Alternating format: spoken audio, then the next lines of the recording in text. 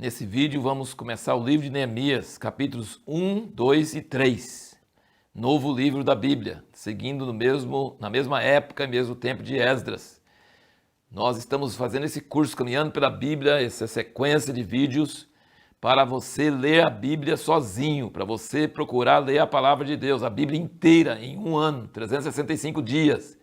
Seguindo essa tabela aqui, nossos vídeos falam sobre a leitura de cada dia do ano. Então é muito importante que você leia primeiro e depois você assista, depois você veja o vídeo, que isso cria um dinamismo e um ânimo, e eu espero que você crie um hábito de ler a Bíblia todo ano. Isso é muito importante, tem sido a herança mais importante que meu pai deixou para mim, foi isso, esse hábito, essa prática, e isso cada ano se torna mais forte, mais viva, mais interessante a Bíblia, e a gente descobre coisas novas cada vez. Aqui no início de Neemias nós vemos a resposta à pergunta que nós fizemos no último vídeo, como um líder pode ser o fator para começar avivamento e reforma no povo de Deus.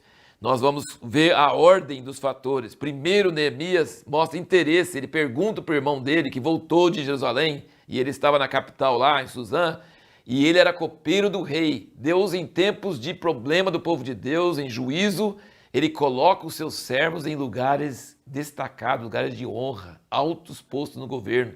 Ele era copeiro do rei, ele experimentava o vinho cada vez para ver se tinha veneno, para que o rei pudesse estar seguro para poder beber.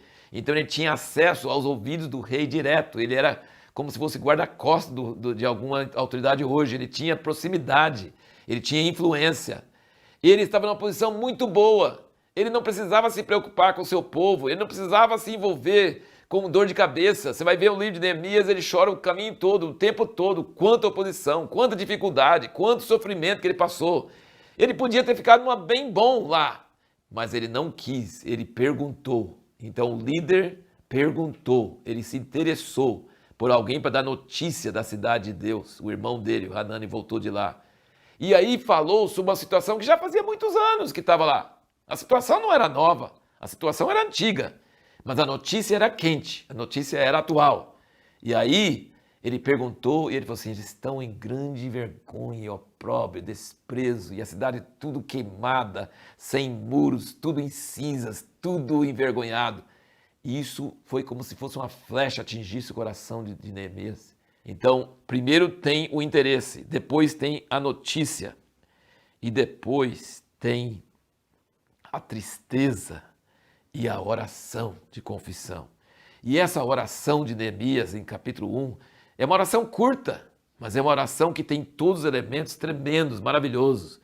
Começa, toda a oração na Bíblia quase começa falando sobre a natureza de Deus. Ele fala, ó Senhor Deus do céu, Deus grande e temível, que guardas o pacto e usas de misericórdia, recede para com todos que te amam. Isso aí ele está citando o nome de Deus que Deus revelou para Moisés em Êxodo 34. Isso é uma coisa tremenda, uma coisa maravilhosa. Então quando você começa a falar com Deus, é importante que você lembre quem Ele é, fala sobre quem Ele é, e fala sobre a sua natureza, sobre a sua misericórdia fiel, sobre a sua permanência, ele não é uma pessoa que muda de ideia, é uma pessoa que mantém a sua fidelidade. E ele cita essa revelação de Deus, que Deus já tinha dado para Moisés tantos séculos antes.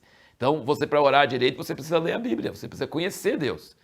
Depois ele fala, no versículo 6, estejam atentos os teus ouvidos, abertos os teus olhos, para ouvires a oração do teu servo, que eu hoje faço perante ti dia e noite. O que é isso? É a oração de Salomão, na inauguração do templo. Então ele pega a revelação de Deus a Moisés, lá atrás, agora ele pega a oração de Salomão, e Salomão tinha orado. Se o teu povo pecar, e estiver lá no cativeiro, e orarem, e confessarem os seus pecados, estejam os teus olhos abertos dia e noite. Então ele usa os termos que Salomão usou na oração dele. Ele está baseando a oração dele em cima da palavra. E aí ele confessa os pecados e fala, confessando os pecados dos filhos de Israel que temos cometido contra ti. Sim, eu e a casa de meu pai pecamos. E aí ele confessa os pecados. E aí ele fala, no versículo 8, lembra-te, pois, da palavra que te ordenaste a teu servo Moisés, dizendo, se vós transgredirdes, Deus vos espalharei por entre os povos. Mas se vos converterdes a mim, de lá os ajuntarei e os trarei para o lugar que tenhas escolhido. Então ele vai se baseando na palavra de Deus, aquilo que Deus falou com Moisés, aquilo que Deus falou com Salomão, E depois ele termina a oração, eles são os teus servos e o teu povo que resgataste com o teu grande poder e com a tua mão poderosa. Então ele está dizendo, apesar de tudo que nós fizemos errado e todo o nosso pecado, nós estamos baseados na tua palavra. Tu falaste que se nós arrependermos, eu estou aqui arrependendo em nome do povo. E eles são teu povo, mesmo pecando, eles são teu povo, que você resgatou com grande poder. Então ele está jogando a responsabilidade para Deus. E agora, presta atenção como ele termina. Isso é uma coisa que eu queria mostrar para vocês, como a oração é importante. Ele é baseado na natureza de Deus, que ele é misericordioso. Ele é baseado na palavra de Deus e as promessas e alianças que ele fez no passado, que a gente pega lendo a Bíblia, e é baseado num objetivo prático, hoje. Então não é só citar a Bíblia para Deus, porque Deus já conhece a Bíblia. É basear um pedido prático para hoje, em cima da palavra escrita de Deus. O que ele fala aqui, ó? Faze prosperar hoje o teu servo e dá-lhe graça perante este homem. Então ele está falando, Deus, eu estou fazendo essa oração, não é à toa não. Não estou pedindo para o Senhor fazer alguma coisa, eu estou pedindo para o Senhor me dar misericórdia diante desse homem, do rei. E aí ele não sabia que dia que ele podia falar e o rei só viu que ele estava triste, tá? Aquela cara de quem chorou muito, sabe, de quem está. E ele falou assim, nunca vi você triste. E ele tremeu na base. E aí ele fez o que eu chamo de oração relâmpago. Sabe o que é oração relâmpago? É inaudível, porque estava na presença do rei, não podia estar orando ali, né? Ele fez uma oração relâmpago. Ele diz aqui, ó, ele temeu sobremaneira, ele podia morrer com esse pedido, dependendo do ânimo do rei. E aí ele fala, é uma oração inaudível, relâmpago, rapidinho. E aí ele fala com o rei. E o rei fala assim, o que você quer fazer? Quando você vai voltar? E aí ele conseguiu tudo que ele pediu para o rei, ele ganhou. E veja a diferença, olha como você não pode ser clone de outra pessoa. Você não pode copiar a maneira que outra pessoa, homem de Deus, faz. Porque Esdras teve vergonha de pedir ajuda do rei, porque tinha falado, Deus ajuda aqueles que esperam nele. E Neemias não. Neemias falou assim, pode me mandar os guardas, pode me mandar o exército. E o exército foi com ele. Então você vê, é para ir com o exército ou não ir com o exército? Depende. Se for Esdras, você não vai. Você jejua. Se for Neemias, você vai com eles. E você vê, em todo esse livro de Neemias, vocês vão perceber que ele é uma pessoa muito prática. Ele é uma pessoa muito mãos na obra, assim, mãos, pé no chão, coisa. E ele é muito sábio. Ele chega lá e não fala para ninguém o que ele veio fazer. Ele vai de noite, sozinho. Ele dá uma analisada. E depois ele fala com os povos de Israel, com as autoridades.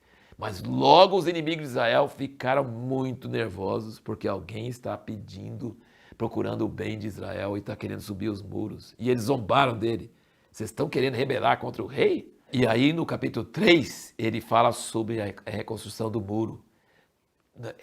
Era um muro grande. Depois vocês vão ver que o muro era tão largo que as carruagens subiam no muro. Então era um muro muito largo e extenso. E aí todo mundo começou a trabalhar, e esse trabalhar de todo mundo fez eles ficar bem unidos. E ele cita os nomes. Ele cita os nomes e ele fala quem era muito bom para trabalhar e quem era meio preguiçoso. Está aí no livro, ó, escrito na Bíblia, quem era preguiçoso e quem era, assim, não fazia só a parte dele, não fazia a parte dos outros.